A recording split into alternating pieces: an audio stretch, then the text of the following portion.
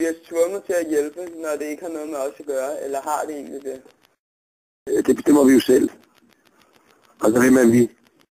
Det er mere, om vi sådan føler os lidt afhængige, fordi at vi er medlem af NATO og sådan noget, allierer med USA. På den måde, ja. Altså det er jo klart, at angrebet på World Trade Center i 11. september 2001, ja. Det blev fortolket som et angreb på alle medlemmer af NATO, ifølge den aftale, der er af NATO. Bagud af det, så er det klart, at så er vi internationalt forpligtet til at reagere i et eller andet omfang. Så kan man sige, at der er jo lande, der reagerer på forskellige måder efterfølgende, og hvor Danmark har reageret rimelig håndfast i forhold til, hvor lille et land vi er. Men det er helt klart, at det er ikke noget med at føle. Altså, lande føler ikke noget.